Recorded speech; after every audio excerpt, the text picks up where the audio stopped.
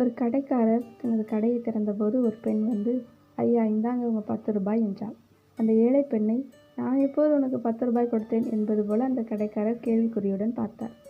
அதற்கு அந்த பெண், ஐயா நேற்று மாலை நான் சில பொருட்களை உங்கள் கடையில் வாங்கினேன்.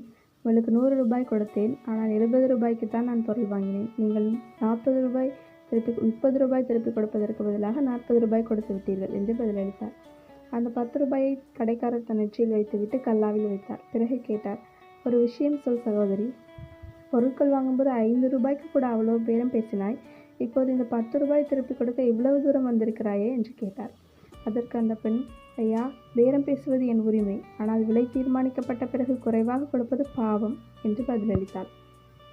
கடைக்காரர், ஆனால் நீ குறைவாய் கொடுக்கவில்லையே, நீ முழு பணத்தையும் கொடுத்து விட்டாய். இந்த 10 ரூபாய் என்னுடைய தவறால் உனக்கு வந்திருக்கிறது. நீ அதை வைத்து கொண்டிருந்தால் எனக்கு எந்த வித்தியாசமும் தெரிந்திருக்காது என்றார்.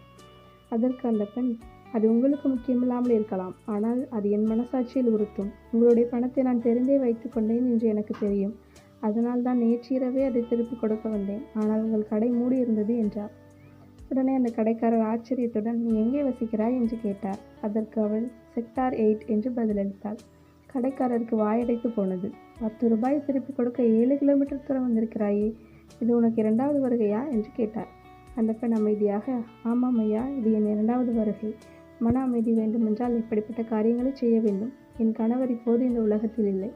ஆனால் அவர் எனக்கு ஒரு விஷயத்தை கற்றுக் கொடுத்தார். பிறருக்கு சொந்தமான ஒரு பைசாவை கூட ஒருபோதும் எடுத்துக்கொள்ளாது என்று. ஏனென்றால் அந்த நபர் அமைதியாக இருக்கலாம், ஆனால் மேலே உள்ளவர் எப்போது வேண்டுமானாலும் கணக்கு கேட்கலாம். அந்த கணக்கின் தண்டனை என் குழந்தைகளை பாதிக்கலாம் என்று கூறி